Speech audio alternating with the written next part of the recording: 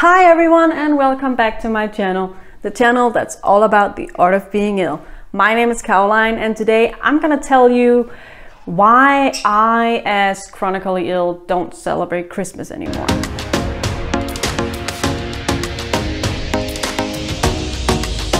So Christmas is obviously a very big holiday for many people all over the world, but I have not celebrated Christmas for 2 years now.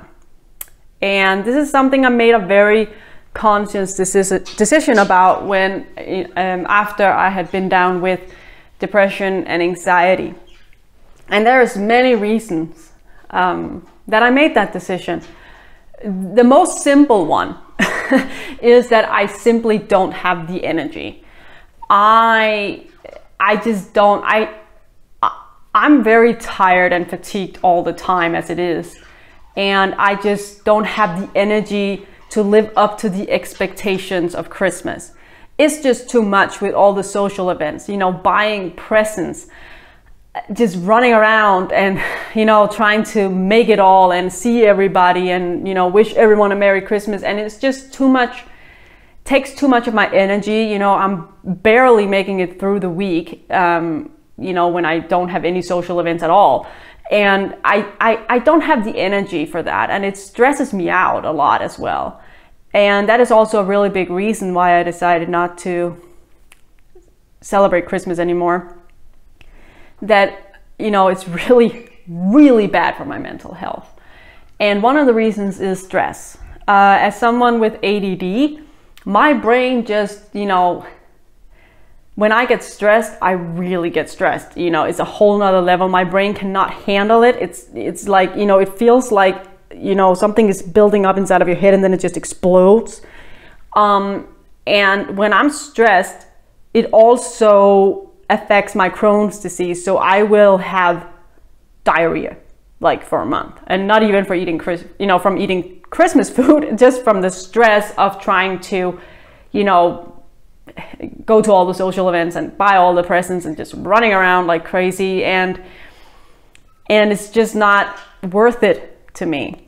You know, when I was a kid, we celebrated Christmas at my mom's parents, my grandfather and grandmother, and we were there every Christmas Eve, and then on the 25th of December we would go to lunch at my dad's parents. And that was a tradition for, I don't know, the first 23 years of my life or something like that.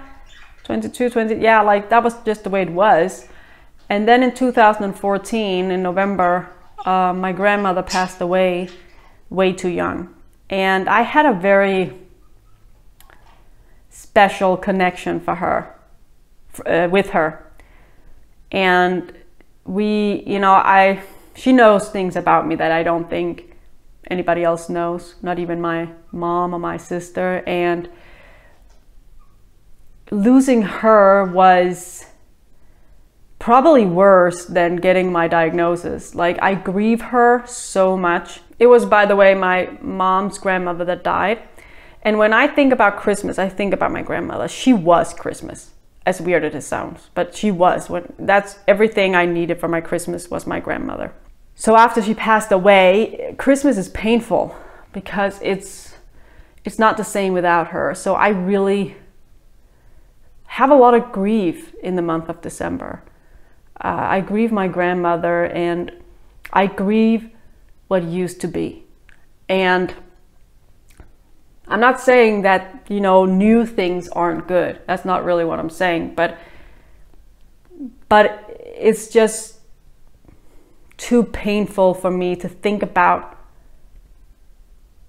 how my life was when my grandmother was alive, you know, and what used to be before I was, you know, sick and so on and so on. And it's like, for some reason, all that comes up every Christmas. With my grandmother, it's definitely because I consider her Christmas itself, but also because she died late November. And with my illness, I think it's a part of some of the best memories I have is Christmas at my grandfather and grandmom's house. And the ones I remember, I wasn't sick. So I think that's why that grief mixes into the grief of my grandmother. So I'm actually, you know, I wouldn't say like completely depressed in December, but I am definitely sadder during the month of December. And I don't have the energy to just put on a smile. My parents also divorced, and they divorced before my grandmother died. And it's not because I'm not like, you know, I'm over that. It's fine, you know, everything is good. But the thing is, when they divorced, traditions changed. But what didn't change was that, you know, we still had Christmas at my mom's parents' house at, you know, Christmas Eve. And then at the 25th, we were with my dad at my dad's parents' house. So you could say that the most important thing for me during the Christmas time was still the same. And then when my grandmother passed away, obviously my grandfather wasn't gonna host Christmas every year on his own. And so now Christmas changed. And the only thing that really kept being the same was the fact that my sister was always there. We always decided to, whether we were, you know, spending Christmas with our mom or our dad, we were always together. We always did it together. And now she's a mom, you know, and she has my niece whom I love dearly. She's almost 3.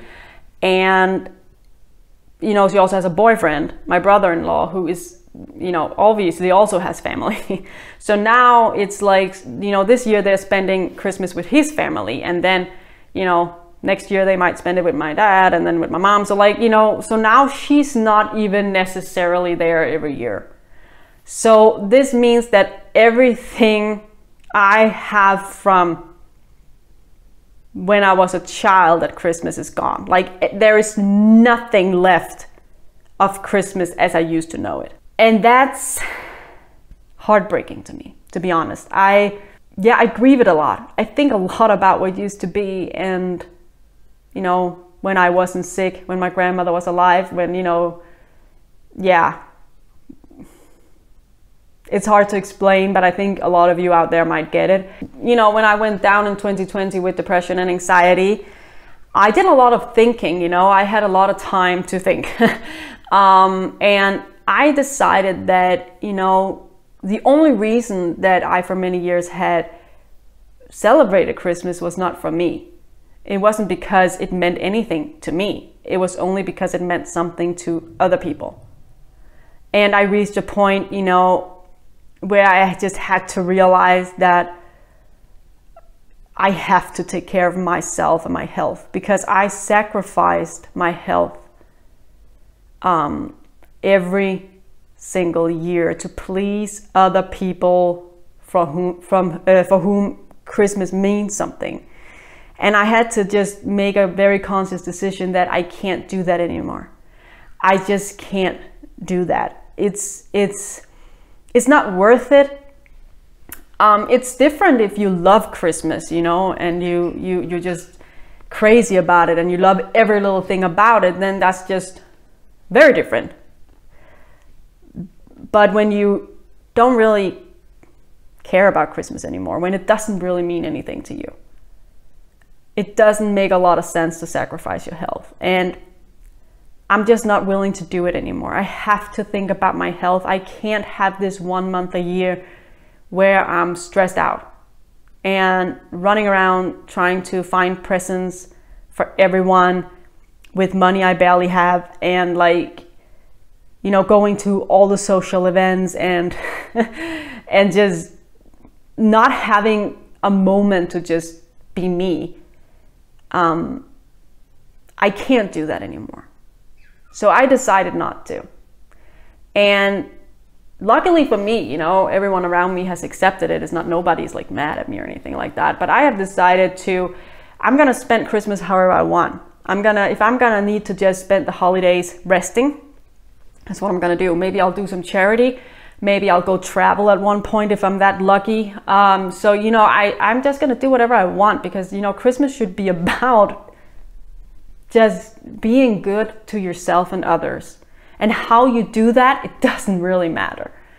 But I have to think about my own health first. I'm not against Christmas. You know, it's not like I boycott like every you know, I don't like every home that has Christmas decorations, or like I don't want to go to the mall because there's Christmas decorations, and like, you know, it's really not like that. I don't mind other people celebrating Christmas. I don't get offended by Christmas decorations and Christmas cookies.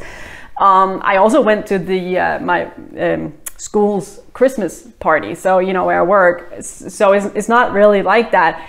I just can't do the whole social events and Christmas presents and just like, it's too much for me. I can't actively participate in that way. I just can't. And I'm fine with that. You know, I'm at peace with that. So the reason I did this video, it's not because I'm not trying to say that everybody with chronic illness shouldn't celebrate Christmas or any other holiday for that matter. That's not what this video is about. But it's more because I think I'm not the only one with chronic illness who have sacrificed my health in order to please other people doing Christmas or any other holiday. I want to say that it's okay if you can't participate actively in the holidays.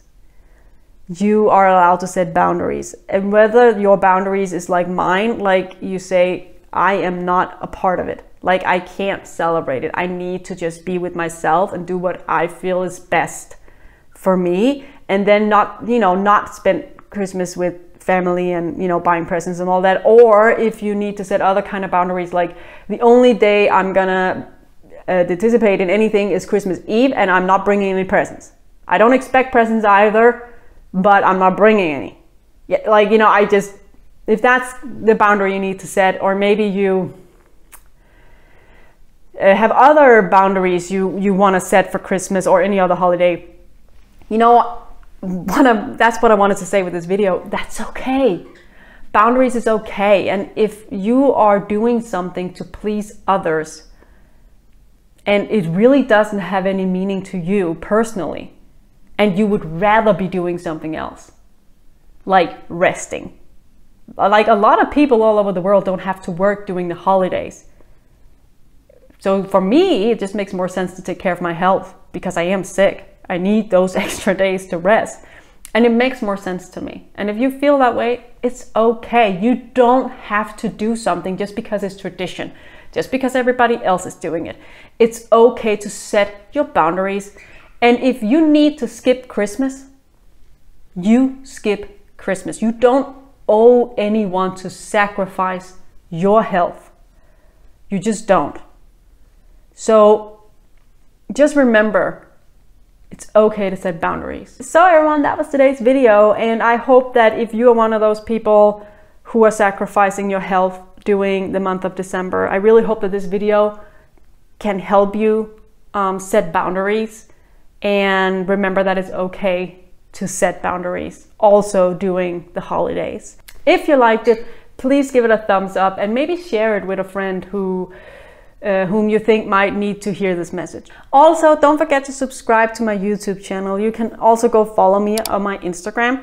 That's also called The Art of Being Ill. And as something new, you can now also go follow me on my TikTok.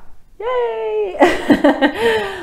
There is links for both Instagram and TikTok in the description down below. So you can just click those links and go follow me. I want to thank you for spending your valuable time and energy with me, and I hope you have a blessed rest of the day and a very blessed Christmas and New Year's.